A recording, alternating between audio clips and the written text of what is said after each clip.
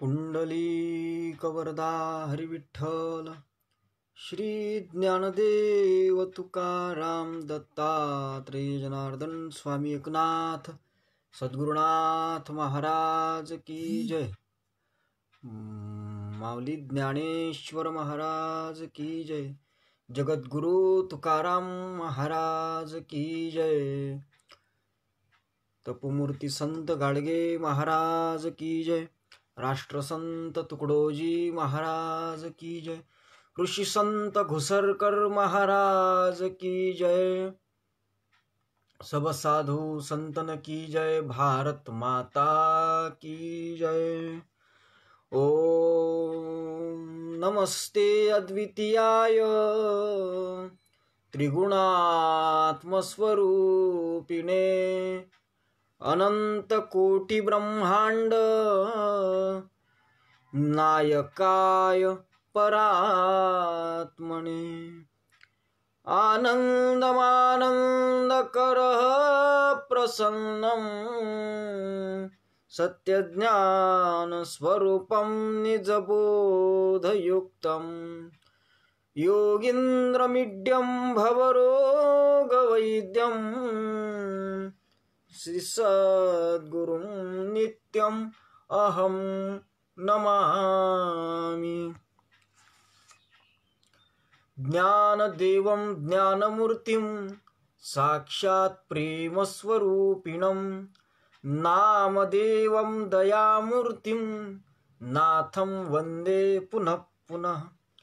वैराग्यस्य परां मूर्तिं देहुक्षेत्रनिवासिनं तुकारामं महाराष्ट्रे भक्तराजचतुष्टकं श्रीमञ्जुलाभृन्मणिमाणिकेशं श्रीखञ्जरीशं जनहृन्निवेशं श्रीग्रामगीताजनकं प्रशान्तं सद्गुरु राष्ट्रसन्तं सततं नमामि।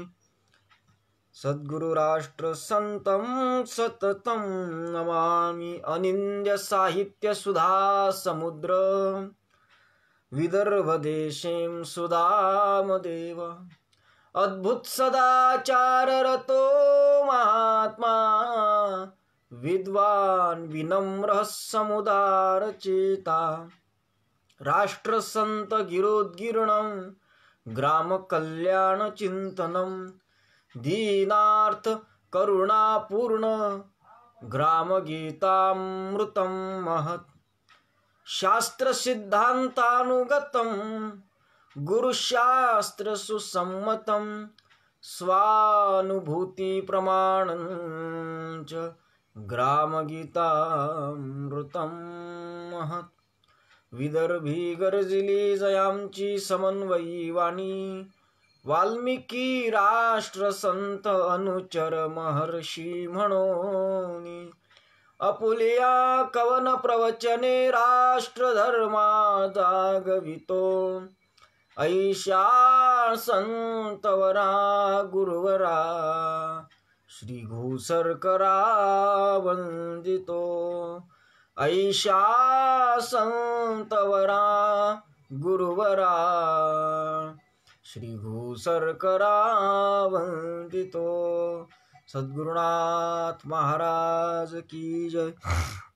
हम हो पुजारी तत्व के गुरुदेव के आदेश के सच प्रेम के नित नेम के सद्धर्म के सत्कर्म के हो चीढ़ झूठी राह की अन्याय की अभिमान की सेवा करन को दास की परवाह नहीं हो जान की। सद्गुरुनाथ महाराज की जय।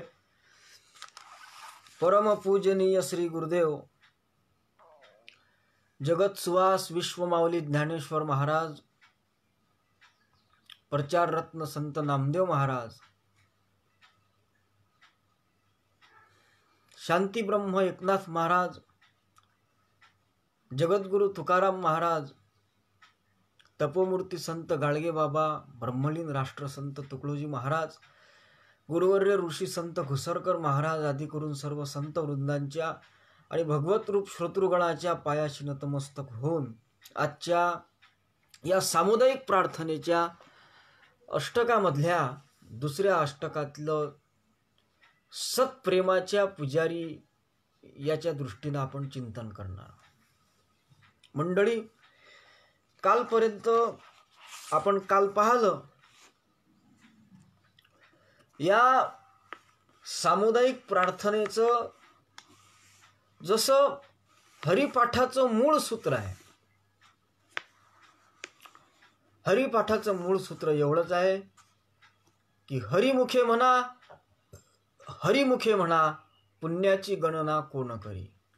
तसं या सामुदायिक प्रार्थनेचं मूळ सूत्र एवढंच आहे की आमचा व्यवहार हा परमार्थमय व्हावा आणि हा सर्व संसार स्वर्गासम व्हावा.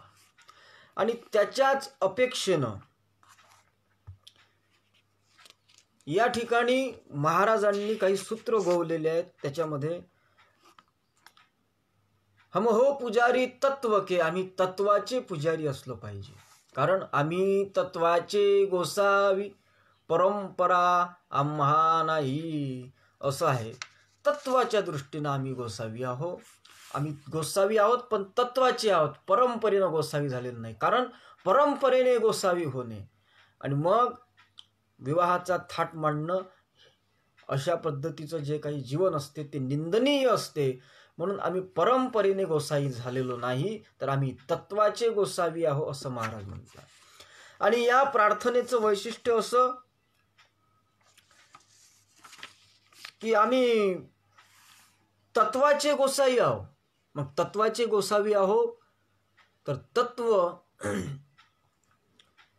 तत्वाचं पुजारी होणं किंवा तत्वनिष्ठ असणं हे बुद्धिप्रामाण्यवादी लोकांचं काम आहे.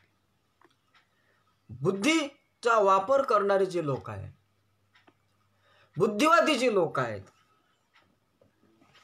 ते बुद्धिवादीच लोक अर्थात ज्यांच्या बुद्धीचा विकास झालेला आहे असेच लोक तत्वनिष्ठ होत असतात.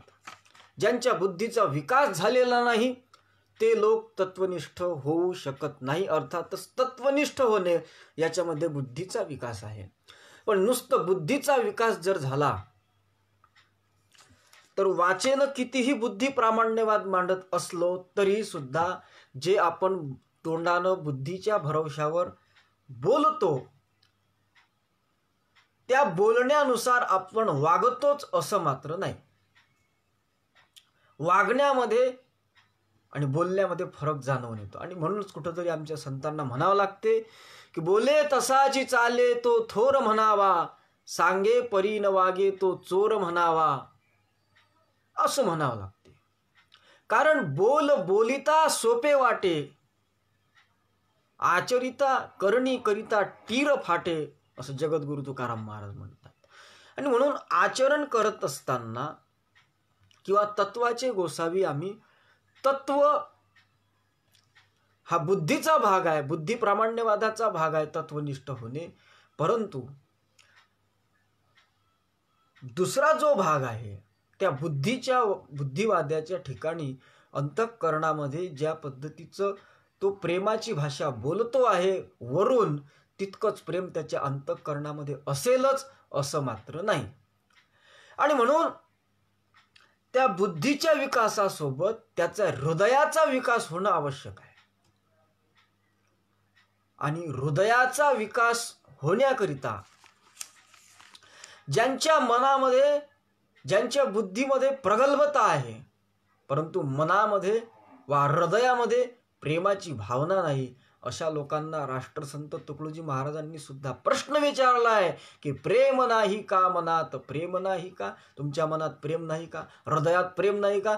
जोपर्यंत हृदयात प्रेम निर्माण होत नाही तोपर्यंत तुम्ही बुद्धीच्या कसोटीवर मिळवलेलं ज्ञान जे आहे ते ज्ञान वांझोट आहे. त्या प्रेमाशिवाय ज्ञानाला काहीच किंमत नाही आहे.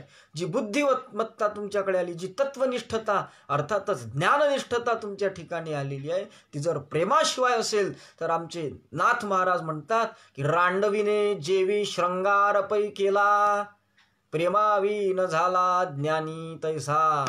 अर्थात एखाद्या रांडविने अर्थात एखाद्या विधवेनं वा वेश्येनं केलेला जो शृंगार आहे, तो शृंगार कोणाच्या उपयोगात येणार आहे? जिथं एक पती नाही वा पतीच नाही अशा स्त्रीचा शृंगार म्हणजे प्रेम नसलेल्या ज्ञानाची विद्वत्ता, ज्ञानी माणसाची विद्वत्ता, प्रेम नसलेल्या जी विद्वत्ता आहे त्याची विद्वत्ता आणि त्या रांडवीनं केलेला शृंगार या दोन्ही गोष्टी सारख्याच आहेत. आणि म्हणून भक्ती प्रेमावीन ज्ञान नको देवा, अभिमान नित्य नवा तया माझी, प्रेम सुख देई, प्रेम सुख देई, प्रेमावीन नाही समाधान.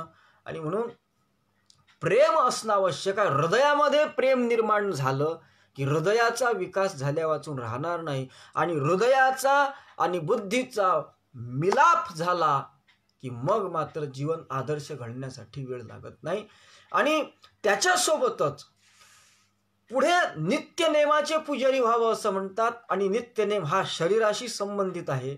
अर्थातच तुमच्या बुद्धीचं, तुमच्या हृदयाचं आणि तुमच्या शरीराचा या तीनही गोष्टींचा विकास ज्या वेळेस घडतो, अर्थातच धर्म म्हणजे तरी काय आहे हो महाराज की प्रत्येकाशी शरीर मन वाणी इंद्रिय बुद्धी प्राण या सर्वांच्या विकासाचे साधन त्याला म्हणतात धर्म. धर्मानुसार जीवन जगणं जे आहे सज्जन हो, अशा पद्धतीचं जर अशा या सद्धर्मानुसार जर आम्ही जीवन जगलो, आमच्या शरीर बुद्धीचा आणि हृदयाचा विकास करून जर आम्ही जगलो तर मग मात्र आमचा संसार स्वर्गसम होण्याकरता आणि आमचा व्यवहार परमार्थमय होण्याकरिता वेळ लागणार नाही. आणि या साधू संतांचा उद्देश सफल झाल्या वाचून राहणार नाही हे मात्र निश्चित आहे. आणि म्हणून हृदयाचा विकास होणं महत्त्वाची गोष्ट आहे. त्याच्याकरिता सत्प्रेमाचं पुजारी होणं आवश्यक आहे. आता उच्चतम जीवन बनायचं असेल तर प्रेम आवश्यक आहे. पण आता प्रेम म्हणजे काय? प्रेम म्हणजे काय? प्रेम कशाला म्हणतात? तर प्रेम या शब्दाची सरळ सरळ एका वाक्यात जर त्याचा सामान्य दृष्टीने अर्थ पाहिला तर प्रेम म्हणजे दुसऱ्याच्या बाबतीत आपल्या अंतःकरणामध्ये असलेली आपुलकीची भावना, तिला प्रेम अशा पद्धतीचं म्हटलं जाते. परंतु त्याची चिंतन जर करत असताना प्रेमाची ही सामान्य व्याख्या आहे. यद भावबंधनम युनो स प्रेम प्रकीर्तितः. जे भावनेचं बंधन आहे परस्परांच्या बाबतीत, त्या भावनेच्या बंधनाला प्रेम असं म्हटलं जाते असं शास्त्र सांगते. मात्र हे जे प्रेम आहे या प्रेमाचे वेगळे वेगळे रूप आहेत. अनेक प्रकार प्रेमाचे पडतात. जेव्हा ते प्रेम आई वडिलांवरती केलं जाते, त्या आई वडिलांवरती केलेल्या प्रेमाला आदर अशा पद्धतीची संज्ञा प्राप्त होत असते. आई वडिलांच्या बाबतीत जे आपल्या अंतःकरणात प्रेम आहे ते त्यांच्या विषयी आदरातून व्यक्त होत असते. अर्थातच आचार्य वेरुळकर गुरुजी सांगत असतात की प्रेम जो प्रकार आहे, प्रेमाला क्रियेचं अधिष्ठान असावं लागतं. क्रियेशिवाय प्रेमाला अस्तित्व नाही. अर्थात आई वडिलांच्या बाबतीत जे अंतःकरणामध्ये प्रेम प्रकट करतो आपण ते आदराच्या माध्यमातून प्रकट करत असतो. आदरार्थ कृतीतून ते प्रेम प्रकट होत असते. म्हणून आई वडिलावरचं प्रेम हे आदर आहे. त्यानंतर पुत्राविषयी जे प्रेम माता पित्यांच्या अंतःकरणामध्ये असते त्या प्रेमाला वात्सल्य अशी संज्ञा प्राप्त होते. ज्या प्रेमामध्ये आई वडिलांचं मुलावर असलेलं प्रेम आहे. त्यानंतर तिसरा प्रकार पती पत्नीमधलं प्रेम आहे. ते प्रणयाच्या माध्यमातून, प्रणयकृतीच्या माध्यमातून समाजापुढे जरी नसलं तरी सुद्धा त्याची जी मान्यता आहे ती मान्यता वा त्याची जी कृती आहे व्यक्त होण्याची ती प्रणय आहे. आणि म्हणून त्याच्या माध्यमातून त्यांचं प्रेम परस्परांना जाणवते. तिसरं आणि चौथा प्रकार आहे जो मित्रामित्रामध्ये असतो, त्याला आपण मित्रामध्ये सस्नेह जयगुरु अशा पद्धतीचं म्हणतो, किंवा आमचे स्नेही आहेत म्हणून ते स्नेहाच्या माध्यमातून, अर्थातच मित्रामित्रामध्ये जे प्रेम आहे त्या प्रेमाला स्नेह अशा पद्धतीचं म्हटलं जाते आहे.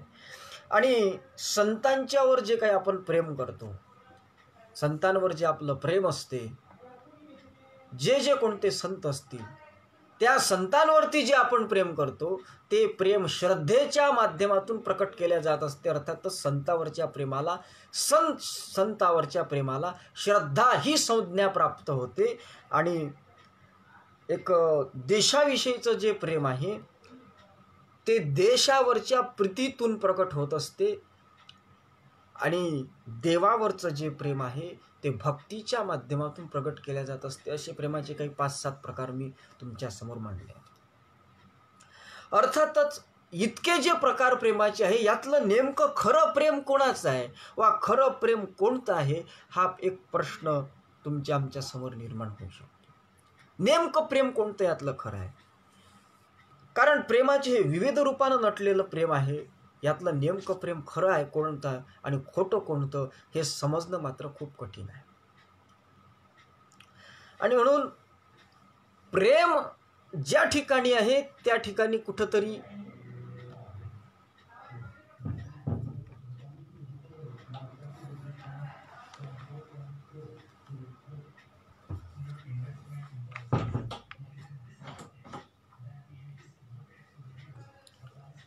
अर्थातच हे जे प्रेम आहे हे प्रेम ज्या ठिकाणी आहे त्या ठिकाणी परस्परांमध्ये जिव्हाळा आहे. आणि जिथं प्रेम नाही त्या ठिकाणी मात्र जिव्हाळा दिसून येत नाही. प्रेम ज्या ठिकाणी आहे, एक कोणाचं आहे ते मला कल्पना नाही, परंतु असं म्हटलं जाते की प्रेमे प्रेम बळावे, द्वेषाने अधिक वाढतो द्वेष,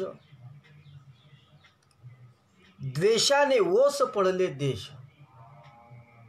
द्वेषामुळे देश ओस पडले आणि प्रेमामुळे बळकटी प्राप्त झाली, प्रेम वाढल्यामुळे. आणि म्हणून प्रेम हा अतिशय महत्त्वाचा विषय आहे. प्रेमाला जितकं महत्त्व आहे तितकं महत्त्व कशालाच नाही.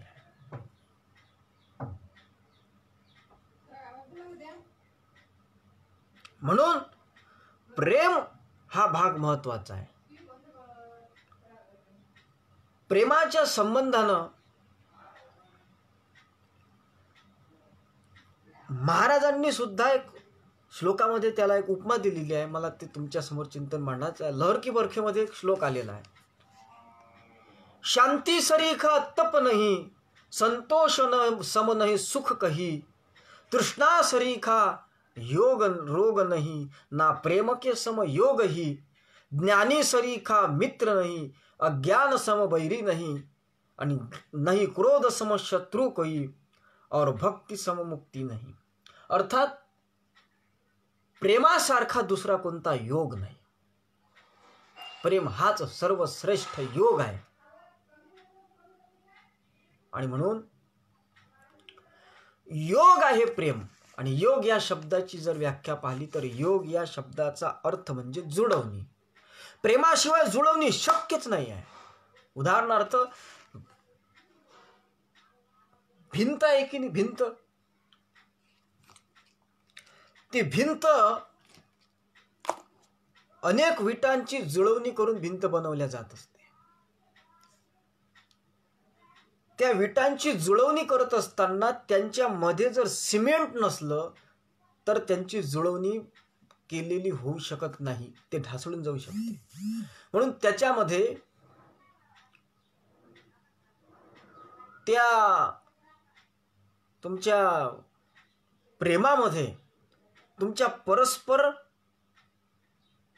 जे आपण लोक आहोत परस्परांशी संबंधित, त्या तुमच्या परस्पर संबंधामध्ये जर प्रेम नसेल, ज्याप्रमाणे त्या विटांच्या मध्ये जर सिमेंट नसलं तर ते जुळवणी योग्य स्वरूपाची होत नाही, तसं तुमच्या परस्परामध्ये जर प्रेम नसेल तर तुमचे सुद्धा संबंध हे जुळवणीचे होऊ शकत नाही. योग आहे नाही प्रेम के सम योग ही, अर्थात तो योग आहे. आणि पंडित राहुल सांकृत्यायन म्हणून फार मोठे तत्वज्ञानी होऊन गेले, तत्ववेत्ते होऊन गेले. त्यांनी असं म्हटलंय की माणूस अधिक माणूस म्हणजे समाज, हे समीकरण चुकीचं आहे. तर माणूस गुणिले माणूस हे समाज, त्याच्यापासून समाज बनतो, हे समीकरण सत्य आहे असं त्यांचं मत आहे. अर्थातच माणूस गुणिला माणूस अधिक हे जे समीकरण आहे, अर्थात गुणाकार झाला की त्याची जी जुळवणी आहे ती अनेक पटीनं होत असते. म्हणून माणसामध्ये परस्पर जे प्रेम आहे, परात असलेलं जे प्रेम आहे समाजामध्ये, ते खरी मानवता आहे. आणि प्रेम जर परस्परामध्ये नसेल आणि कितीही लोक एका ठिकाणी आले असतील, मी प्रश्न विचारतो, समूह असणे म्हणजे काही समाज आहे, पण त्याला जिवंतपणा कुठे आहे? त्याला समाज का म्हणू शकतो, का म्हणावं आपण? अनेक लोक एकत्रित आलेले आहेत, पण ते जर एका विचारानं आलेले नसतील, मला सांगा, किंवा काही जर चांगलं घडावं असं वाटत असेल, स्वर्ग संसार व्हावा किंवा व्यवहार परमार्थमय व्हावा, याच्याकरिता नुसतं संघटना आवश्यक नाही आहे, तर त्या संघटनेमध्ये परस्पर प्रेम असणं, परस्पर जिव्हाळा असणं महत्त्वाचं आहे. रेल्वेच्या स्टेशनवर, कुठल्याही रेल्वे स्टेशनवर वा बस स्थानकावर नाना ठिकाणचे नाना प्रकारचे लोक एकत्रित असतात, पण त्यांच्यामध्ये परस्पर प्रेम नसते. म्हणून त्या ठिकाणी कुठल्याही प्रकारचं समाजाच्या हिताचं कार्य घडून येत नाही. आणि समाजाच्या हिताचं कार्य घडून यायचं असेल तर परस्पर प्रेम आहे. अर्थात जर परस्पर प्रेम समाजामध्ये नसेल तर तो समाज ठरू शकत नाही, तो नुसतं पक्ष्यांचा थवा ज्याप्रमाणे असतो त्याप्रमाणे एक बाजार ठरणार आहे, तो समाज ठरू शकत नाही. समाज त्यावेळेस त्याला संज्ञा प्राप्त होईल ज्यावेळी त्यांच्यामध्ये परस्पर प्रेम असणार आहे, त्यावेळेस. म्हणून परस्पर प्रेम महत्वाची गोष्ट आहे. आणि म्हणून प्रेम कुणाचे नाही कुणाशी, स्वार्थची ज्याला त्याला, अशी परिस्थिती आजची झाली आहे. आज परस्परामध्ये प्रेम नाही, परस्परामध्ये जिव्हाळा नाही. वैकुंठवासी संत घोसरकर महाराज म्हणत की गावामध्ये आता प्रेम शिल्लक राहिलं नाही. घोसरकर महाराजांनी फार सुंदर लिहिलं आहे की परस्पराबद्दल सहानुभूती शिल्लक राहिली नाही. आता ग्रामजयंतीचा कार्यक्रम झाला, पण ग्रामजयंतीचा उद्देश काय आहे नेमका, काय कारण आहे ग्रामजयंतीचं? महाराजांनी ग्रामजयंती कशा करता काढली होती? वैकुंठवासी घोसरकर महाराज म्हणत की ग्रामजयंती कशा करता, तर वंदिता राष्ट्रसंता जरी ग्रामजयंती करा साजरी, पण कशा करता? घोसरकर महाराज म्हणत की गावी आली उदासीनता, आपुल्या व्यक्ती स्वार्थामुळे, गाव हित कोणी ना पाहती, तीर्थी करती उगीच सोहळे. याचं कारण काय, तर सहानुभूती न उरली खरी, त्याच्याकरता ग्रामजयंती करा साजरी. आमच्यात सहानुभूती शिल्लक राहिली नाही. गुरुवर्य घोसरकर महाराज दृष्टांत सांगत की एका घरी कुटुंब राहत होतं एका गावामध्ये, आणि त्यांची बदली झाली. त्यांची बदली झाल्यावर ते दुसऱ्या ठिकाणी राहायला गेले. ते राहायला गेल्यानंतर त्यांचं काही सामान ते राहायला जाण्याच्या अगोदर काय झालं की ते कुठंतरी राहण्याकरता जागा पाहण्यासाठी गेले. तर ते जागा पाहायला गेल्यानंतर, एक घर पाहण्यासाठी गेल्यानंतर ज्या कालावधीमध्ये ते तिकडे होते त्यावेळेस या भागामध्ये जिथं ते पहिले राहत त्या ठिकाणी त्यांचं सामान तसंच होतं आणि ते पाहण्याकरता गेले आणि तिकडेच काही दिवस त्यांच्या खेड्यामध्ये राहिले आणि ज्या शहरामध्ये ते राहत होते तिथं सामान त्यांचं जसं तसंच होतं. काय झालं की एका दिवशी एक ट्रक आला, त्या ट्रकातून काही माणसं उतरले, त्यांनी ते घर उघडलं, त्याचे कुलप तोडले आणि त्यातलं सामान पटपट पटपट पटपट त्या ट्रकात भरायला लागले. आजूबाजूने जे लोक होते त्यातल्या कोणच काही विचारलं नाही. एकानं विचारलं का सामान कुठे घेऊन निघाले? म्हणे काही नाही, हे जे मालक आहेत त्या घराचे त्यांनी सांगितलं की तिकडे आम्ही राहणार आहोत, त्याच्यामुळे आता या घरातलं सगळं सामान आपण तिकडे घेऊन या असं आम्हाला त्यांनी सांगितलं, आम्ही त्यानुसार त्यांच्याकडे ते घेऊन चाललो. परंतु त्या ठिकाणी असं विचारणाऱ्या शेजाऱ्यांना असं वाटलं नाही ही गोष्ट खरंच आहे का, खरंच आपण त्यांच्याशी फोनवर बोलायला पाहिजे की का हो तुम्ही हे लोक अशा पद्धतीचे पाठवले आहेत का की तुम्ही आमचं सामान घेऊन यात म्हणून. असं कोणालाही वाटलं नाही. त्यांचं आहे ते पाहत बसतील आणि त्या घरातलं पूर्ण सामान त्या चोरांनी ट्रकमध्ये भरून नेलं. आजूबाजूच्या शेजाऱ्यांना काहीच त्याचं भान राहिलं नाही. इतके आम्ही परस्परांच्या बाबतीत, आमच्या शेजाऱ्या पाजाऱ्यांच्या बाबतीत आम्ही आमच्या अंतःकरणामध्ये कुठं जिव्हाळा शिल्लक राहिलेला नाही किंवा त्यांच्याबद्दल सहानुभूती शिल्लक राहिलेली नाही आहे, ही परिस्थिती झाली आहे. आमच्यात परस्पर प्रेम शिल्लक राहिले नाही. जिकडे तिकडे स्वार्थ, जिकडे तिकडे स्वार्थ दिसतोय. महाराजांनी भगवान कृष्णाजवळ सुद्धा प्रार्थना केली की स्वार्थी लोभी जनता सारी, मज तारक कोणी न मुरारी, जीव कसा जगनार कन्हैया, कोण करील उपकार, कोण करील उपकार. आणि म्हणून आजची परिस्थिती काय झाली की परस्पराबद्दल प्रेम, परस्पराबद्दलचा जिव्हाळा ज्या ठिकाणी नष्ट झाला. हितभराच्या जागेसाठी आता तुम्ही जर घर बांधायला काढलं ना तर प्रत्येकाच्या जीवनातला अनुभव आहे की ज्या वेळेस तुम्ही घर बांधायला काढलं त्यावेळेस तुमच्या शेजाऱ्याच्या सोबत तुमचं बिघडल्याशिवाय राहत नाही. एकतर तुमची चुकी असते, एकतर तुम्ही त्याच्या जागेत गेल्यामुळे, नाही तर तो तुमच्या जागेमुळे.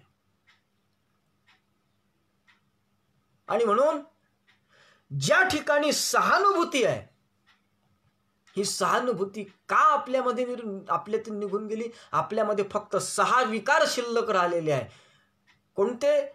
दंभ, मत्सर, लोभ, अहंकार, हे जे षड्विकार सांगितले आहे हे 6 तसेच्या तसेच शिल्लक राहिले. म्हणून तुम्हाला अनुभूती येत नाही. आणि अनुभूती जर तुमच्या जीवनामध्ये यावी असं वाटत असेल तर हे 6 गेले पाहिजे, त्याच्याशिवाय अनुभूती येऊ शकत नाही. आणि म्हणून परस्परामध्ये जिव्हाळा, प्रेम असला पाहिजे. तुमच्या शेजाऱ्यानं घर बांधायला काढल्यानंतर त्यानं तुमची जागा घेतली म्हणून एक तर वाद होते, नाही तर तो तुमच्या जागेमध्ये तुम्हाला काही अडथळा निर्माण करते. तुमची जरी असली तरी तो त्याच्यावर त्याचा हक्क दाखवून तुमच्यासोबत वाद घालते. हीच परस्परामध्ये सध्या निर्माण झाला आहे. याचं कारणच आहे की तुमचं परस्परामध्ये प्रेम कमी होत चाललेलं आहे. आणि प्रत्येक जण प्रेमाला सोडून स्वार्थी झालेला आहे. आणि त्या स्वार्थामुळे परिस्थिती ही झाली की ग्रामगीता सांगते की शक्ती, बुद्धी, सत्ता, धन आज जयांच्या जे स्वाधीन, तो त्या साधने स्वार्थ साधून लुटतो गावास. आणि म्हणून पाहती आपापल्या पुरते, लाभ इच्छिती आयते, इतर मेल्याचीही तेथे पर्वा नाही कोणाची. काही झालं तरी मात्र पर्वा नाही. जीवनामध्ये फक्त आणि फक्त स्वार्थ शिल्लक राहिलेला आहे. प्रेमाच्या बाबतीत आम्ही लोक मात्र अनभिज्ञ झालो. आम्हाला प्रेमाची गरजही वाटत नाही. आमच्या अंतःकरणामध्ये फक्त आणि फक्त स्वार्थ भरून राहिलेला आहे आता. आणि म्हणून आम्ही या स्वार्थाचे पुजारी होऊ नये तर आम्ही प्रेमाचे पुजारी झालो पाहिजे. ते सुद्धा खऱ्या प्रेमाचे पुजारी झालो पाहिजे. आणि म्हणून प्रेम योग का सच्चा पुजारी म्हणणाऱ्या राष्ट्रसंत तुकडोजी महाराजांनी या ठिकाणी प्रेमाच्या बाबतीत वर्णन केलं आहे की आम्ही सच्च प्रेमाचे पुजारी असलो पाहिजे. प्रेम असावं पण ते सत्य असावं. आणि म्हणून हम हो पुजारी तत्व के, गुरुदेव के आदेश के, सच्च प्रेम के, सत्य प्रेमाचे आम्ही पुजारी असलो पाहिजे. कारण प्रेम जे आहे ते त्याच्यामध्ये सत्य प्रेम तेच असते ज्या प्रेमामध्ये स्वार्थ नसतो, जे निस्वार्थ भावनेनं केलं जात असते, त्याला सच्च प्रेम अशा पद्धतीची संज्ञा प्राप्त होत असते. म्हणून सच्च प्रेम म्हणजे काय? मग ते कोणाचंही असो, ते पती पत्नीचं असो, ते भावाभावाचं असो, ते बहीण भावाचं असो, ते मित्रामित्राचं असो, ते आईवडिलाचं असो, की ते देवभक्ताचं असो, की ते गुरु शिष्याचं असो, ते प्रेम जर निस्वार्थ भावनेतून केलेलं असेल तर ते सच प्रेम ठरत असते. आणि जर ते स्वार्थी भावनेतून करत असाल तर ते सच प्रेम काय, साधं प्रेम सुद्धा ठरू शकत नाही. प्रेम हे निस्वार्थ भावनेनं करत असाल तरच ते सचप्रेम ठरू शकते, आणि ज्यामध्ये स्वार्थ असेल ते प्रेम सुद्धा ठरू शकत नाही.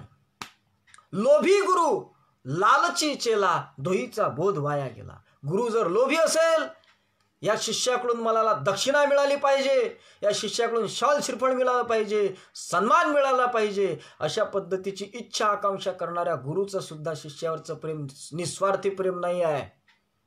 आणि त्या गुरुकडून मला काही मिळालं पाहिजे अशी अपेक्षा करणारा शिष्य सुद्धा स्वार्थीच आहे. पत्नीचं प्रेम कुठपर्यंत आहे?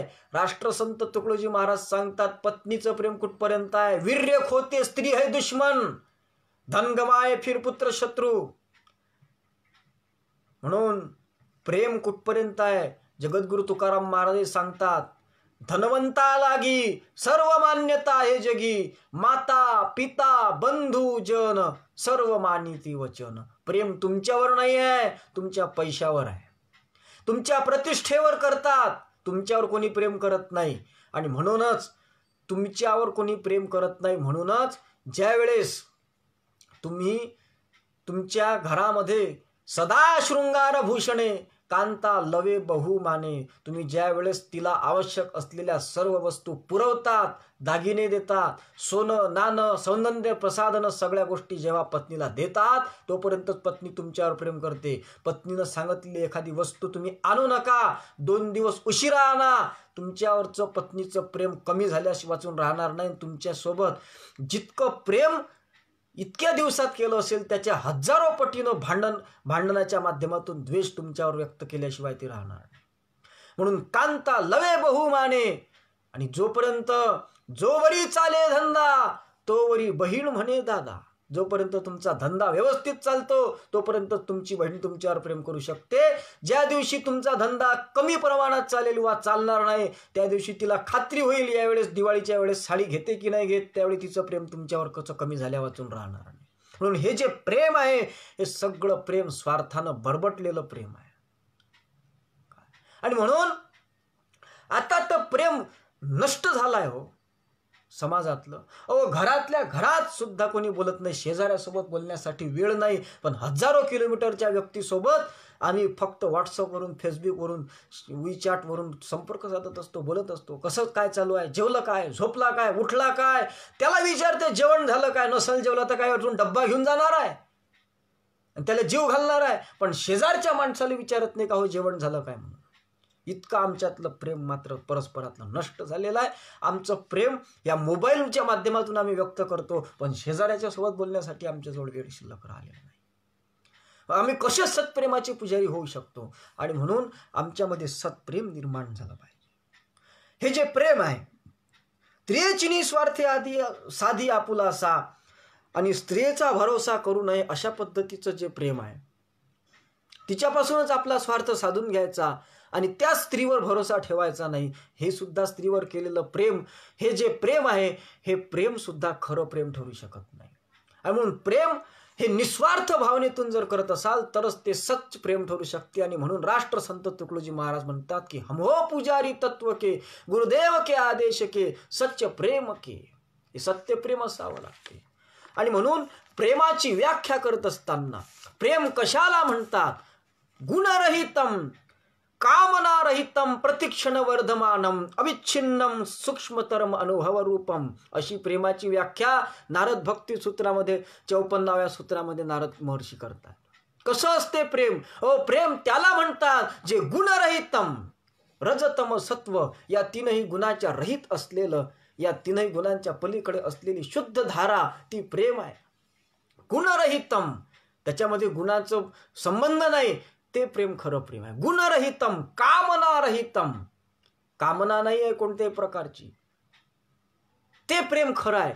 ज्याच्याकडून कोणत्या तरी अपेक्षेनं ज्याच्यावर प्रेम केलं जात असते ते प्रेम मात्र खोटं आहे.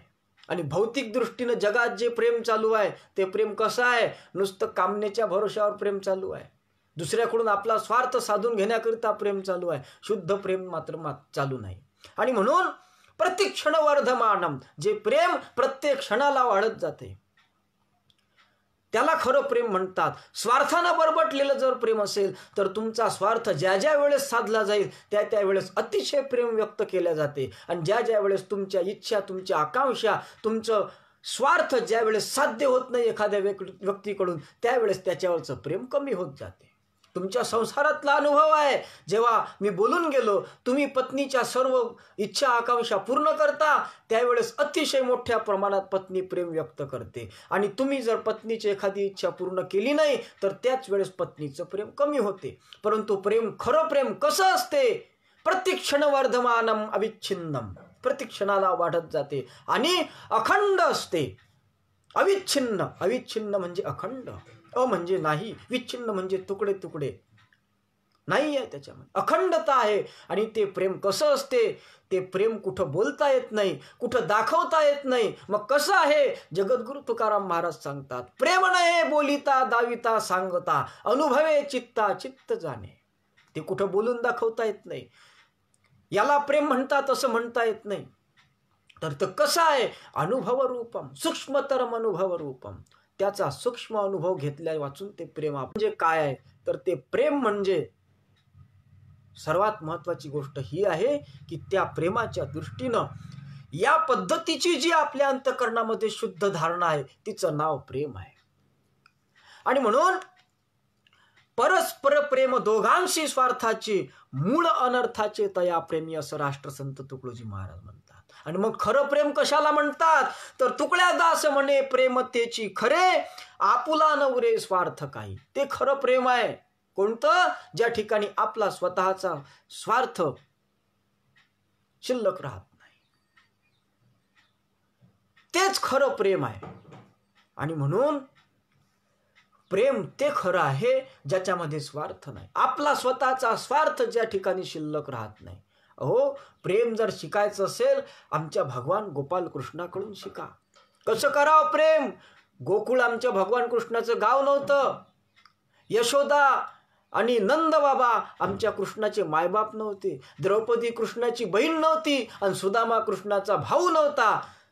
तरी सुद्धा या सगळ्यांवरती निस्वार्थ भावनेनं भगवान कृष्णानं प्रेम केलं. त्याच्याकडून प्रेम शिका. कसं असते प्रेम, कसं करावं प्रेम, हे त्याच्याकडून शिका. अहो, पंथाचे लोक परस्परावर जे प्रेम करत द्वेष करतात, काय कारण आहे? त्याचं कारण आपल्या पंथाच्या बाबतीत स्वार्थ शिल्लक राहिलेला आहे आणि मग इतरांच्या बाबतीत द्वेष निर्माण होतो आहे. आणि म्हणून रसखान म्हणून फार एक भक्त कवी होऊन गेलाय, त्यांनी प्रेमाचं लक्षण सांगितलं. ते म्हणतात की रसमय स्वाभाविक बिनस्वार्थ अचल महान, सदा एक रस बळत नित शुद्ध प्रेम रस खान. मला तर वाटते नारदीय भक्ती सूत्रातलं जे सूत्र मी तुमच्या समोर प्रगट केलं आहे की गुणरहितम कामनारहितम प्रतिक्षण वर्धमानम अमिच्छिन्नम आणि प्रतिक्षण वर्धमानम सूक्ष्मतर अनुभव रूपम, त्याला खरं प्रेम म्हणतात. आणि म्हणून महाराज त्याला प्रेम अशा स्वरूपाची संज्ञा होते. अर्थातच जे निस्वार्थ भावनेनं केलं जाते ते खरं प्रेम आहे. आणि म्हणून हे जे भौतिक प्रेम आपण पाहतो, अहो प्रेमाचे सुद्धा माझ्या चिंतनातून दोन प्रकार प्रामुख्यानं पडतात. कोणते प्रकार आहे? अहो, मी ते माझ्या चिंतनातून म्हटल्यापेक्षा जगद्गुरु राष्ट्रसंत तुकडोजी महाराजांच्या भजनातून ते प्रेमाचे दोन प्रकार पडले. एक प्रेम ते विकारी प्रेम आहे आणि दुसरं प्रेम ते विचारी प्रेम आहे. महाराज, प्रेम दोन प्रकारचं आहे. एक विकारी प्रेम आहे आणि एक विचारी प्रेम आहे. राष्ट्रसंतांचं भजन आहे, प्रेम करने का मजा भगवान मेरे जानते, विषयी क्या जाने उसे जो चाम ही पहचानते. भगवान जेव्हा प्रेम करतो त्यावेळेस खरं प्रेम कसं करावं हे आमच्या भगवंताला विचारा. प्रेम करने का मजा भगवान मेरे जानते, विषयी क्या जाने उसे जो चाम ही पहचानते. देव तुम्ही कसे दिसता, कसे बोलता, कसे राहता, तुम्ही विद्वान आहात काय, तुमची जात काय आहे, तुम्ही कोण्या धर्माचे आहे हे कधीच पाहत नाही. देव प्रेमाचा भुकेला न पाही जात पात अथवा कला, साधा भोळाही उद्धरीला ऐसा लौकिक तयाचा.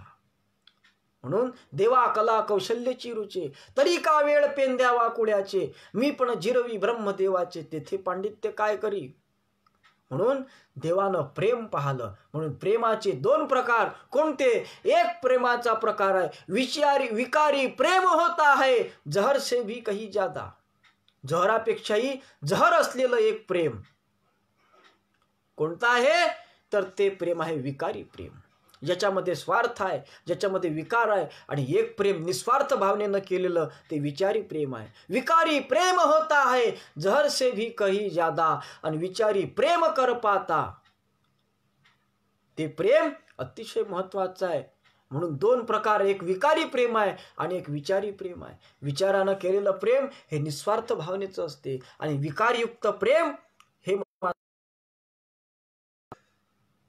निंद स्वरूपाचं असते. समाजामध्ये जे प्रेम आपण पाहतो, ज्यांचं प्रेम असते असं म्हणतो, ते प्रेम हो कसं आहे, ते प्रेम प्रतिक्षणाला बदलणार आहे. आणि कितीही सुद्धा या प्रेमाच्या दृष्टीनं आदर्श जर ठेवतो म्हटलं तर सज्जन हो, प्रेम हे कितीही जरी म्हटलं तरी या भौतिक जगामध्ये पाहत असताना प्रेमाचा आदर्श म्हणून माता ओळखली जाते. प्रेम ज्ञानेश्वर महाराजांसारखे संत सुद्धा म्हणतात की त्या माय लेकराच्या प्रेमाचं वर्णन काय करावं की किंबहुना धनुर्धरा, जो मातेची आहे उदरा, तो मातेचा सोयरा केतुला पा. ज्ञानेश्वर महाराज म्हणतात, जो मायेच्या उदरामध्ये जन्माला आलेला आहे त्या मायेचं आणि त्या उदरात जन्माला आलेल्या मुलाचं किती प्रेम आहे त्याचं काय वर्णन करावं. म्हणून महाराजांनी सुद्धा प्रेम हे देवाच्या ठिकाणी असतं. आणि म्हणून महाराजांनी सांगितलंय की माऊलीचे उत्कट प्रेम, ज्याप्रमाणे आईचं प्रेम आहे ते प्रेम देव त्याप्रमाणे प्रेम करतो. म्हणून महाराज म्हणतात की माऊलीचे उत्कट प्रेम म्हणून देवप्रिय लोका. कारण देवाच्या ठिकाणी तितकं प्रेम करण्याचं आहे. आणि प्रेम हे हरीचं रूप आहे. प्रेम हरि को रूप है, तो हरि प्रेम स्वरूप, तो हरि प्रेम स्वरूप आहे. आणि प्रेम हे हरीचं स्वरूप आहे. आणि म्हणून इतका त्या प्रेमाचा गौरव केलेला आहे. पण इतका गौरव केलेला असून सुद्धा व्यवहारामध्ये पाहत असताना मातेच्या या निष्कलंक प्रेमाला सुद्धा कलंक लावणाऱ्या माता काही कमी दिसून येत नाही.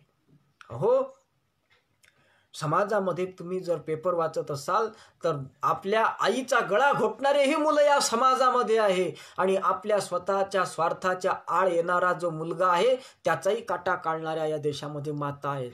मी नाव घेऊ शकत नाही, परंतु तुम्ही समजून घ्या, तुम्ही इतिहास आठवा की स्वतःच्या स्वार्थाच्या सिद्धीसाठी आपल्या स्वतःच्या मुलाचा सुद्धा घात करणाऱ्या स्त्रिया या देशामध्ये होऊन गेल्या आहेत. कोणाचं नाव घेऊन वादाला जन्म घालणार नाही मी, पण तुम्हीच आठवण घ्या जुन्या या देशामधला इतिहास. आणि म्हणून आईच्या बाबतीत जो जो आवडे आपणाशी घास, तो राखुनी देई तयास, या पद्धतीचं जे काही वर्णन केल्या जाते. आईचं प्रेम किती प्रेम आहे. घासातला घास देईल, तळहाताचा पाळणा करील. तळहाताच्या फोळासारखं त्याला जपणार आहे. रात्रभर जागरण करून त्या मुलाची काळजी घेईल. पण ज्यावेळेस त्या आईच्या सुख चैनीमध्ये तो मुलगा आळवा येईल ना, त्यावेळेस त्याचाही सुद्धा सत्यानाश वाजवण्याकरिता त्याची माय मागं पुढे पाहणार नाही. हा समाजातल्या रहाटीचा एक अनुभव तुम्हा आम्हाला सर्वांना येतो आहे. आणि म्हणून पुत्रावरी प्रेम करी आपुल्याचे परी ते पुत्राचे प्रेम नो, हे राष्ट्रसंत तुकडोजी महाराज म्हणतात. पुत्रावर जे प्रेम केलं जातं ते पुत्राकरता नाही, तर त्या पुत्राकडून आपल्याला कुठंतरी सुखाची प्राप्ती व्हावी भविष्यामध्ये, या आशेनं ते प्रेम केलं जात असते. ते प्रेम पुत्रावर नसते, तर आपल्या स्वतःचाच त्यातून स्वार्थ साधून घेण्याकरता असते. आणि म्हणून आमच्या भारतीय संस्कृतीमध्ये एक बृहदारण्यक उपनिषद नावाचं उपनिषद आहे. त्या उपनिषदाचे उपनिषद करते म्हणजे महर्षी याज्ञवल्क, ज्यांच्या 2 पत्न्या होत्या. त्याच्यामधली जी मैत्रेयी होती ती फार विद्वान. ज्यावेळेस त्या याज्ञवल्क मुनींनी ठरवलं की आता मला संसार झाला, आता मला संन्यास घ्यायचा आहे, मोक्षाची इच्छा माझ्या अंतःकरणात दृढमूल झालेली आहे, आता मला मोक्षाकडे जायचं आहे. त्यावेळेस त्यांची पत्नी मैत्री त्यांच्याकडे आली. अहो, तुम्ही आता साधू होणार आहे, तुम्ही आता संसाराचा त्याग करणार, मग तुम्ही मोक्ष प्राप्त करणार, मग आमची काय सोय. त्यावेळेस महर्षी याज्ञवल्कांनी त्या 2 पत्न्यांना आपली सर्व इस्टेट अर्धी अर्धी वाटून दिली आणि सांगितलं तुम्ही माझ्या इस्टेटचे अर्ध्या वाटेकरी आहे. त्यांच्यामध्ये वाटणी करून दिली. मग त्यामध्ये मैत्री नावाची जी पत्नी होती ती विदुषी होती, विद्वान होती. तिनं विचारलं, का हो साधू बुवा यज्ञवल्क ऋषी, तुम्ही आता जाणार आहे, तुम्ही संन्यास घेणार आहे, तुमच्या प्रत्येक गोष्टीवर आमचा अर्धा अधिकार आहे ना. हो आहे. मग तुम्ही जो मोक्ष प्राप्त करणार आहे त्याच्यावरही सुद्धा आमचा अर्धा अधिकार आहे, मग द्या ना तुम्ही त्यातला अर्धा. त्यावेळेस याज्ञवल्क ऋषी तिला सांगतात की मैत्रेयी, मी तुला सगळं काही देऊ शकतो पण मोक्ष मात्र देऊ शकत नाही, कारण मोक्ष हा मोक्षाचा जो प्रकार आहे तो आपुले आपण करा सोडवन संसार बंधन तोडावेगी. या नायानं आपला आपण उद्धार करावा. भगवद्गीता सांगते की आपला आपण उद्धार केला पाहिजे. कसा? उद्धरेतादात्मानं नात्मादात्मावदासये आत्मे बंधुरिपुर आत्मनैव. आपणच आपले शत्रू आहोत, आपणच आपले मित्र आहोत. कसे? आपला आपण उद्धार करावा, संत ग्रंथांचा सहारा घ्यावा, हा संत ऋषींचा गोवा विसरू नये कोणी. आपला उद्धार आपणच करू शकतो. आपण भक्ती करू तर आपला उद्धार होईल, आपण मोक्षाचं साधन करू तर आपला उद्धार होईल. आणि म्हणून त्या ठिकाणी जे याज्ञवल्क ऋषी आहे ते मैत्री याला सांगतात, मैत्री उद्धार आपला आपण करावा लागत असतो. मैत्री विचारते, मग त्याकरता काय करावं महाराज? त्यावेळेस याज्ञवल्क ऋषी त्या बृहदारण्यक उपनिषदात सांगतात, मैत्री आत्मा वा अरैव द्रष्टैव मंतव्य श्रुतैव निधिध्यासितव्यम. काय कर मैत्री? ते आत्म्याचं ध्यान कर, आत्मस्वरूपाची अनुभूती घे. त्याच्याकरता आत्मा वा अरै त्याची आराधना कर, द्रष्टव्य त्याला पहा, मग मंतव्य त्याचं मनन कर, निधिध्यासितव्यम त्याचं ध्यान कर, त्याचा निधिध्यास कर. तेव्हा कुठं तुला मोक्ष प्राप्त होईल. त्याच्यावर प्रेम कर, आत्म्यावर प्रेम कर. का हो महाराज आत्म्यावर प्रेम करू, मग तुमच्यावर प्रेम आहे ना, तुमच्यावर प्रेम करू नये का? समाजात प्रेम आहे, मग समाजातल्या प्रत्येक घटकावर प्रेम, तुमच्या आमच्या भौतिक प्रेमाच्या दृष्टीने हे प्रेम करू नये का? त्यावेळेस याज्ञवल्क ऋषी सांगतात, मैत्री हे जे प्रेम आहे ना हे कसं आहे? नावारे पुत्रस्य कामाय पुत्रो भवती आत्मानः कामाय पुत्रो प्रियो भवती. अर्थात हे जे प्रेम आहे हे प्रेम कसं आहे? हे आपल्या स्वार्थाकरिता आहे. म्हणून या याज्ञवल्क ऋषींनी बृहदारण्यक उपनिषदामध्ये जो संदेश दिलाय की भौतिक प्रेम सगळं बदलणारं आहे ते खरं नाही आहे आणि ईश्वरावरचं प्रेम हे सत्य आहे. आणि म्हणून आम्ही त्या सत्य प्रेमाचे पुजारी झालो पाहिजे. एवढ्याकरता तुकडोजी महाराज सांगतात की हम हो पुजारी तत्व के गुरुदेव के आदेश के सच प्रेम के. आम्ही सच प्रेमाचे पुजारी असलो पाहिजे. म्हणून हे जे प्रेम आहे, नावारे पुत्रस्य कामाय पुत्रो भवती. पुत्र का प्रिय वाटतो? कशामुळे? म्हातारपणात त्यानं आमचा सांभाळ केला पाहिजे म्हणून प्रिय वाटतो. आणि त्यानं जर म्हातारपणात लाथा मारल्या, वृद्धाश्रमात टाकलं, तर त्या पुत्राची आम्ही निंदा करतो. कारण त्या पुत्राकडून जे आम्ही अपेक्षा ठेवून प्रेम केलं होतं त्या पुत्रावर त्या प्रेमाची त्यानं पूर्तता केली नाही म्हणून. अहो, आईचं सुद्धा प्रेम कुठपर्यंत आहे? याज्ञवल्क ऋषींनी सांगितलं. कुठपर्यंत आहे? प्रीती जे दुजावरी मोठी, ते कशा करता? ती सर्व ही आपुल्यासाठी. दुसऱ्यावर जी मोठ्या प्रमाणात प्रीती केली जाते ते फक्त आपल्या स्वतःसाठीच केलं जाते. आणि म्हणून प्रेम जे आहे त्या सर्वामध्ये जे प्रेम आहे त्याच्यामध्ये आत्मा परप्रिय असं म्हटलं जाते. आपल्या आत्म्यावर, आपल्या स्वतःवर जेवढं आपण प्रेम करतो तेवढं कशावरही प्रेम करत नाही. हा संदेश याज्ञवल्क्य ऋषींनी त्यांच्या पत्नीला सांगितला. मग का हो, अलीकडच्या काळात कोणी एखाद्या महात्म्यानं त्याचं वर्णन केलं नाही का? तर रहस्यामृतकारांनी केलं. रहस्यामृतकार म्हणतात की हे जे सगळं प्रेम आहे हे प्रेम व्यर्थ आहे. आपलं प्रेम फक्त आपल्या आत्म्यावर आहे. कसं? वृत्ती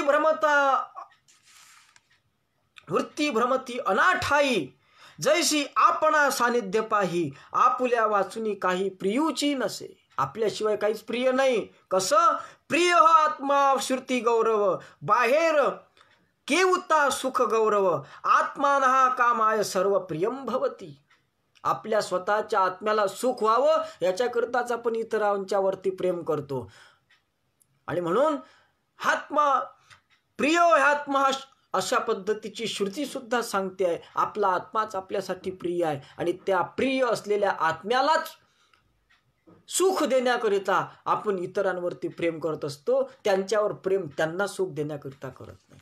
आणि म्हणून आपला आत्माच आपल्यासाठी प्रिय आहे. हो, या देशामध्ये आई जरी प्रेम करत असली, आई माझी प्रेमाचा सागर म्हटल्या जाते, परंतु सुद्धा त्या आईचंही प्रेम कुठपर्यंत असते? बिरबलाच्या जीवनातला प्रसंग, अकबर बिरबलाची कथा आपण लोक जाणून आहे. ज्या वेळेस बिरबलानं हौदामध्ये वानरीला बांधून ठेवलं आणि पाणी चळवत गेलं, तशी तशी ते पिल्लू तिच्या जवळ असलेली ते वानरीन ते पिल्लू आपल्या पोटाशी धरून त्या खांबावर वरवर चढायला लागली.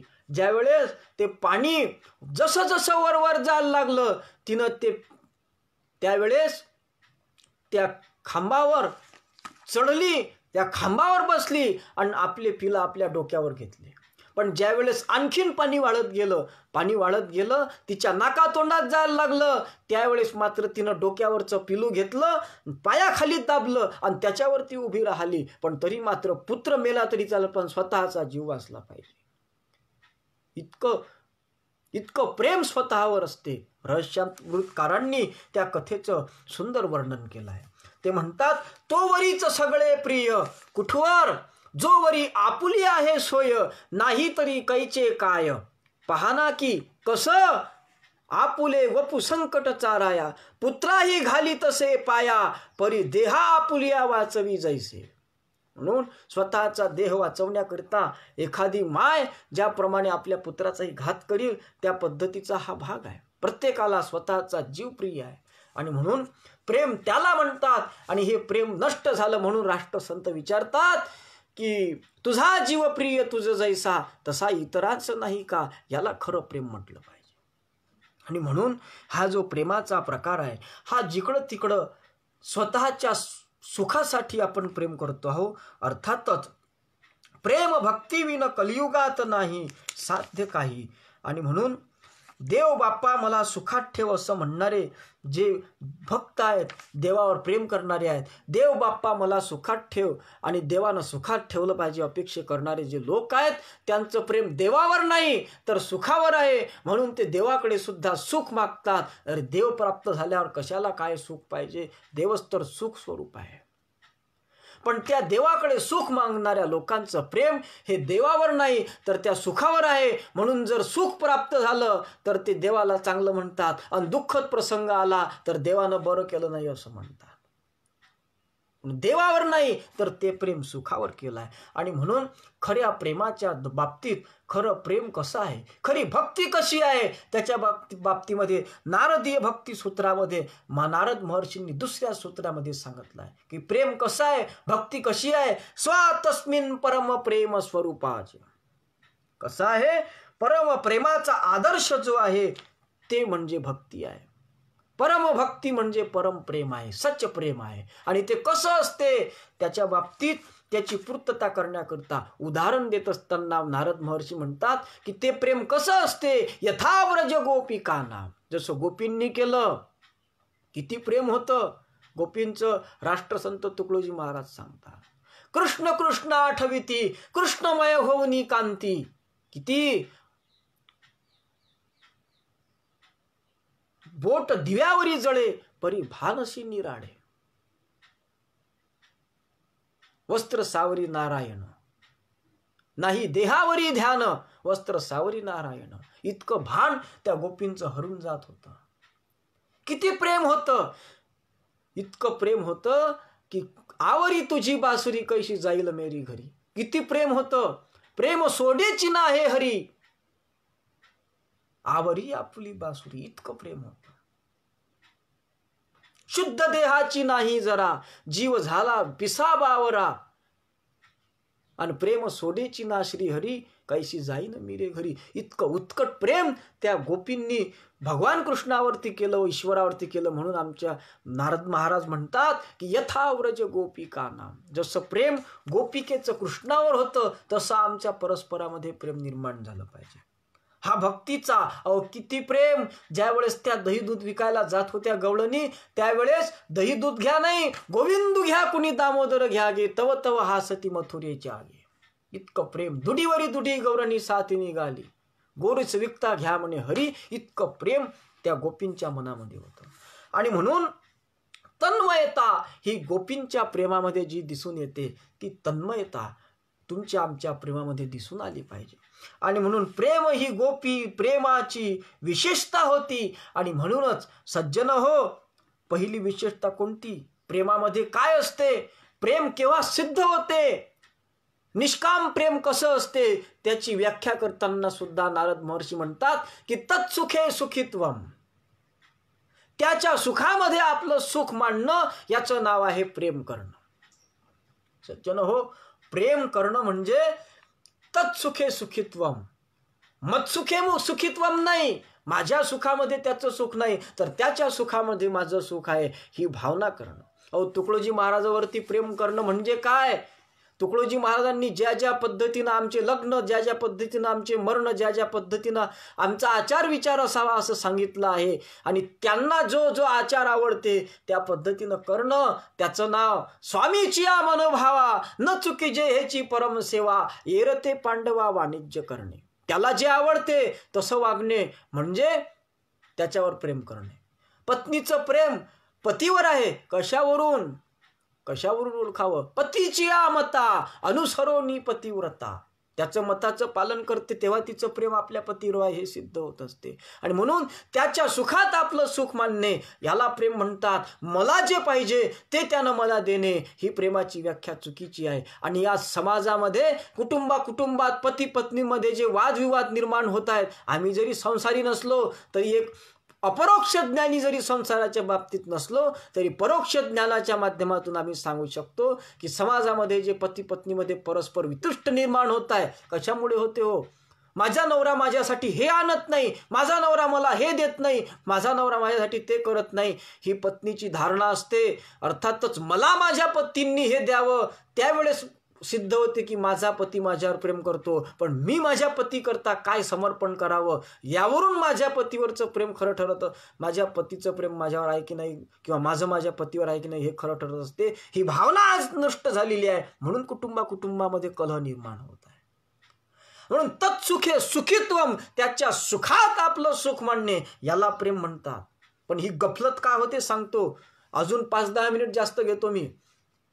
पण ही गफलत कुठं होऊन राहिली आहे? कारण प्रेम आणि वासना या गोष्टी दोन्ही सुद्धा सारख्या दिसणाऱ्या आहेत, पण याच्यामध्ये जी तफावत आहे ती जमीन आसमान इतकीच तफावत आहे.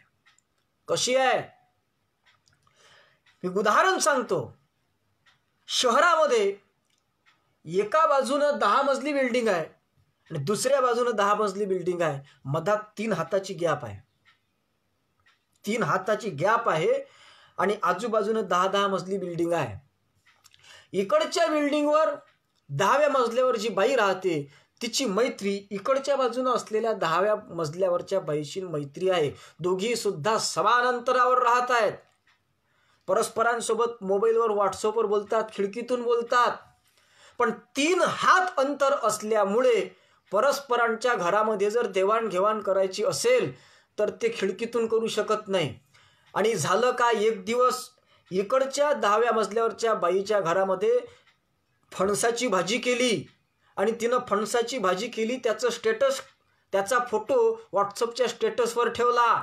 आणि इकडची जी भाजी होती, इकडची जी बाई होती, तिला फणसाची भाजी आवडत होती.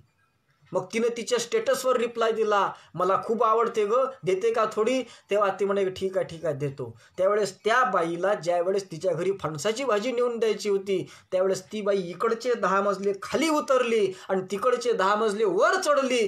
त्यावेळेस ती त्या घरी फणसाची भाजी नेऊन देऊ शकली, समान अंतरावरून देऊ शकली नाही. म्हणून समान अंतरावर जरी दिसत असल्या तरी सुद्धा वासना ही, वासनेचं अंतर 20 मजल्याचं आहे आणि प्रेमाचं अंतर 20 मजल्याचं आहे.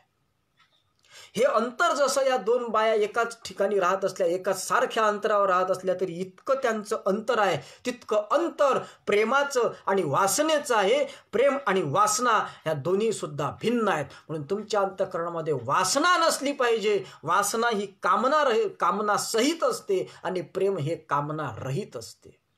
म्हणून प्रेम हे शुद्ध असते, निस्वार्थ असते आणि वासना ही कामनायुक्त असते, स्वार्थानं बरबटलेली असते.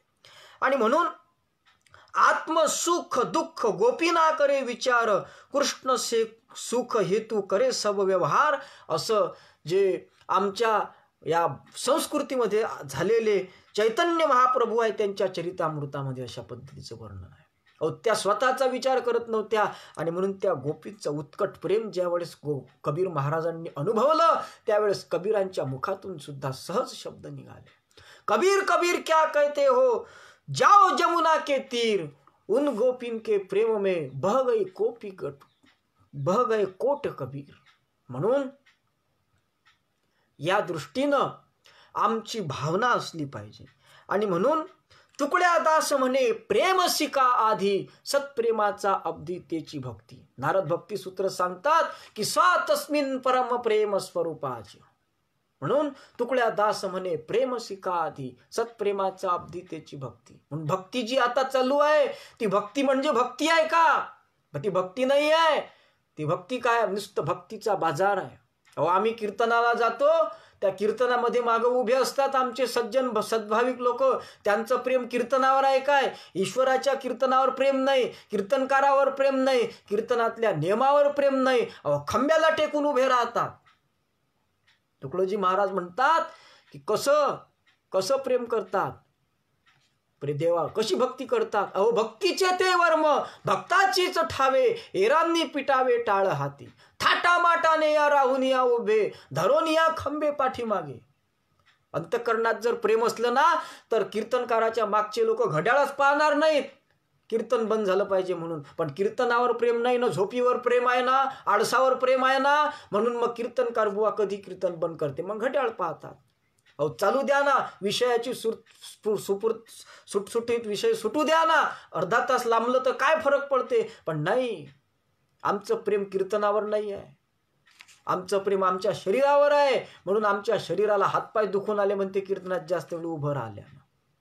हे काय प्रेम आहे कीर्तनावरचं? हे काय प्रेम आहे भक्तीवरचं? अहो, प्रेम कसं असते? स्वातस्मिन परम प्रेम स्वरूपाचे. म्हणून भक्तीचं वर्म जर कळायचं असेल तर आम्ही काय केलं पाहिजे? तुकड्या दास म्हणे प्रेम शिका आधी, सत्प्रेमाचा अब्दी तेची भक्ती. सत्प्रेमाचा सागर म्हणजे भक्ती आहे. आणि म्हणून आमच्यामध्ये त्या पद्धतीची भक्ती आली पाहिजे. निष्काम प्रेम ही भक्ती है, वैराग्य है अरु ज्ञान है, असं लहर की बरखीमध्ये महाराजांनी म्हटलं आहे. आणि म्हणून प्रेम असलं पाहिजे सज्जन हो. आणि हे असं उत्कट प्रेम ते लोकांशी असो की ते देवाशी असो की कोणाशीही असो, ते असलेलं जे प्रेम आहे ते निष्काम भावनेनं आणि निस्वार्थ भावनेनं असलं पाहिजे. तेच खरं सच प्रेम आहे. आणि म्हणून पूरक बन के सबके सभी पथ छोड़ खींचा तान के, निश्चय करे हम पुत्र है बस एक ही भगवान के. या न्यायानं आपला आत्मा प्रिय रूप आहे आणि आपण सर्वांचे आत्मरूप आहोत. आपलं प्रेम जसं आपल्या आत्म्यावर आहे तसं यह जीव जगत है आत्म मेरा, तुकड्या को बड़ा यह मंत्र मिला. अर्थातच सब मिलके रहो सब पर हो निगाह, किसी जीव का द्वेष नहीं करना, सब जीव जगत है आत्मा मेरा, तुकड्या को बड़ा यह मंत्र मिला. या न्यायानं हे सर्व जगत आपल्या परमात्मा स्वरूपानं व्याप्त आहे आणि म्हणून परमात्म्यावर प्रेम करणं आपलं कर्तव्य आहे. आणि हे सगळंच्या सगळं जे दिसते आहे ते ईश्वर असल्यामुळे या सगळ्यांवरती प्रेम करणं हे आपलं परम कर्तव्य आहे. आणि यांच्यावर प्रेम करणं म्हणजे जनता जनार्दनाची सेवा जी आहे तीच ईश्वराची सेवा समजून त्यांच्या जनता जनार्दनावरचं प्रेम हे ईश्वरावरचं प्रेम आहे आणि ईश्वराचं प्रेम हे जनता जनार्दनावरचं प्रेम आहे असं समजून जे प्रेम केलं जात असते ना सज्जन हो, तेच खरं प्रेम असते. नाही तर मग घरी देवाचा कट्टर पुजारी आणि असत्य करी तसे बाजारी अशा पद्धतीचं जर आमच्या समाजामध्ये वागणूक असेल तर आम्ही ईश्वरावर प्रेम करणारे ठरू शकत नाही. म्हणून देवद्वारी हवन करी आणि द्वारी भिकाऱ्यासी मारी असा ग्रामगीतेनं जे म्हटलं आहे, असा जर आमच्या जीवनामध्ये प्रसंग असेल तर मग मात्र आम्ही खरे प्रेमी ठरू शकत नाही. सज्जन हो, म्हणून प्रेम जर करायचं असेल, ईश्वरावरचं असेल, ते कोणावरही असेल तर ते निस्वार्थ भावनेनं प्रेम असावं, ते सच्च प्रेम आहे. आम्ही देवावर जर प्रेम करतो, मंदिर में खूब प्रेम है पर जीव का दुश्मन है, जाना नहीं सेवा धर्म तो व्यर्थ ही अभिमान है.